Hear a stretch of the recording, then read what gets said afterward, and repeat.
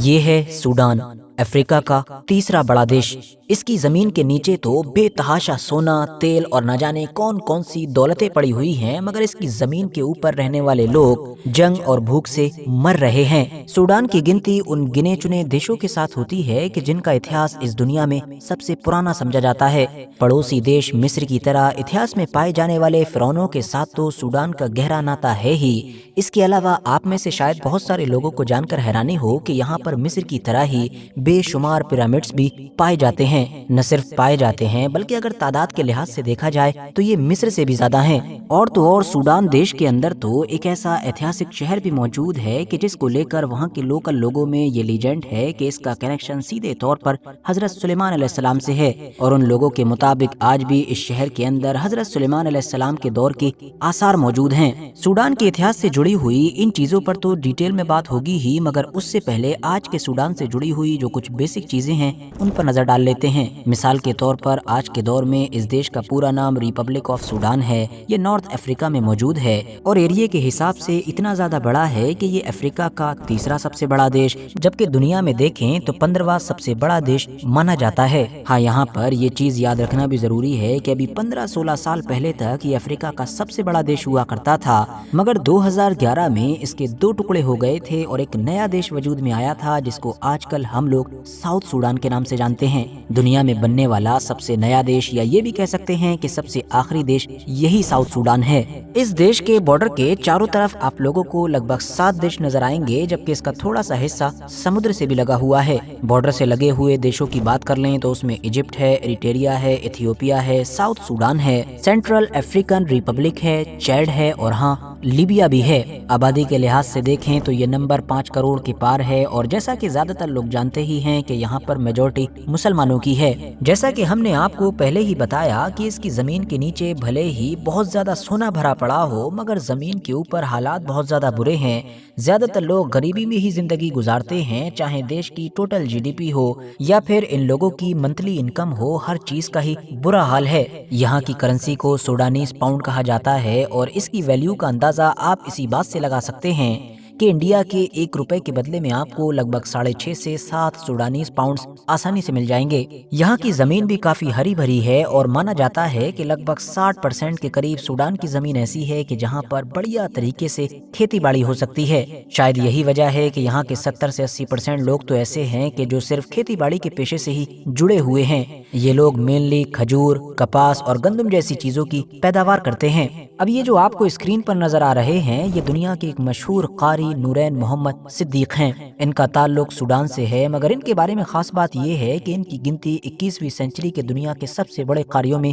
کی جاتی ہے۔ خاص طور سے یہ اپنی نرم اور درد بھری آواز میں قرآن کی قرأت کرنے کے لیے دنیا بھر میں جانے جاتے تھے اس لیے کیونکہ سوڈان کی راجدھانی خرطوم کی جامع مسجد کے امام رہنے والے یہ دنیا کے مشہور قاری صاحب 2020 میں ہونے والے ایک کار ایکسیڈنٹ میں اس دنیا سے رخصت ہو چکے ہیں، مگر ہاں یوٹیوب پر آج بھی ان کے ویڈیوز کے تھرو دنیا بھر میں ان کی قرأت کو سنا جاتا ہے۔ دوستو، سوڈان دیش کے اندر اپنے بچوں کو کمپلیٹ قرآن یاد کروانے کا، مطلب ان کو حفظ کروانے کا کافی زیادہ ٹرینڈ ہے۔ اتنا زیادہ ٹرینڈ ہے کہ یہ بھی ایزیوم کر لیا جاتا ہے کہ بہت ممکن ہے کہ صرف افریقہ ہی نہیں بلکہ پوری عرب دنیا اور پوری مسلم دنیا میں بھی اگر سب سے زیادہ حافظ کسی دیش میں بچوں کو بنایا جاتا ہے تو وہ یہی سوڈان دیش ہوگا۔ سوڈان کی کیپٹل سٹی کی بات کریں تو اس کا نام ہے خرطوم، جو ایریے اور آبادی کے حساب سے یہاں کا سب سے بڑا شہر ہے۔ ویسے تو دنیا کے کسی بھی بڑے اور ایتہاسک شہر کی طرح یہ بھی ایک دریا کے ہی کنارے آباد ہے، مگر یہ جس دریا کے کنارے آباد ہے وہ کوئی معمولی دریا نہیں ہے،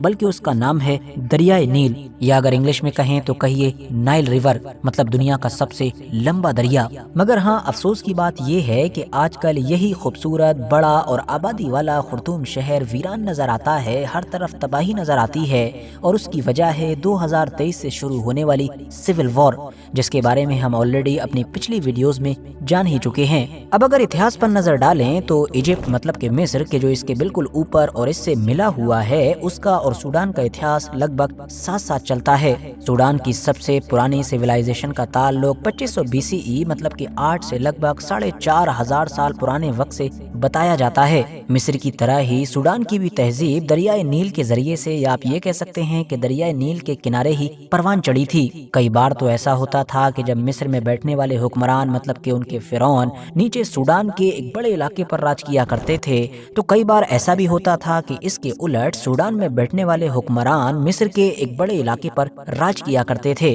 और सूडान के ये हुक्मरान के जो कुश नाम की एक सल्तनत से ताल्लुक रखा करते थे, इन्हीं को ही इतिहास में ब्लैक फ़िरौन मतलब कि काले फ़िरौन के नाम से भी याद किया जाता है। इसी कुश नाम की सल्तनत के दौर में ही इसके हुक्मरानों के हुक्म पर वो सारे पिरामिड्स बनवाए गए थे कि जो आज सूडान के अंदर नजर आते हैं, जिनके बारे में हमने आपको बताया कि वो साइज में भले ही मिस्र वालों से छोटे हों, लेकिन नंबर्स मतलब तादाद में उनसे भी ज्यादा हैं। और इनको देखकर बड़े ही आसानी के साथ अंदाजा लगाया जा सकता है कि मिस्र वालों की तरह यहाँ के लोग भी उस दौर में भी आर्किटेक्चर, मैथ और इस तरह के बहुत सारे सब्जेक्ट्स पर महारत रखा करते थे। इस चीज से पता चलता है कि सूडान एक बहुत पुराना और ऐतिहासिक देश है और यहाँ पर सिर्फ रेत और दरिया ही मौजूद नहीं है, बल्कि ये तो बहुत सारी सिविलाइजेशंस, बहुत सारे हुक्मरानों और उनकी सल्तनतों के राजों को समेटे हुए है। आगे बढ़ें तो सूडान के अंदर स्वाकिन नाम की एक ऐतिहासिक पोर्ट सिटी पाई जाती है, जो जाहिर है रेड सी के किनारे पर मौजूद है। ऐतिहासिक तौर पर देखें तो ये स्वाकिन लंबे वक्त तक अरब और सूडान के बीच मेन पोर्ट का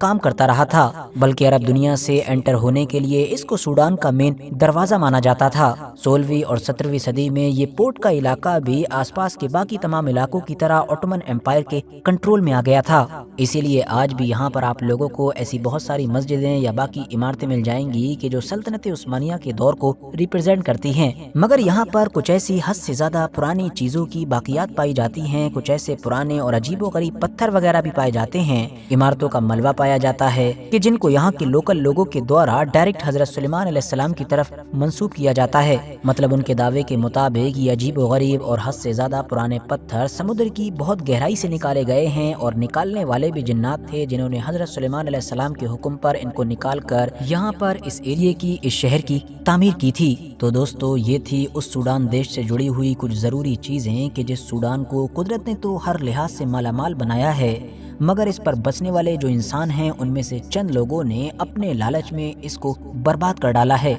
बाकी इस पूरे मामले पर आप लोगों की क्या कीमती राय है, कमेंट्स बॉक्स में जरूर बताएं। वीडियो अगर जानकारी से भरपूर लगी हो तो लाइक कर सकते हैं, दोस्तों के साथ शेयर कर सकते हैं, और ऐसे ही नॉलेजेबल और हिस्टोरिकल वीडियोस हमेशा देखने के लिए हमारे इस चैनल को सब्सक्राइब करने के साथ साथ बेल आइकन को जरूर प्रेस करें।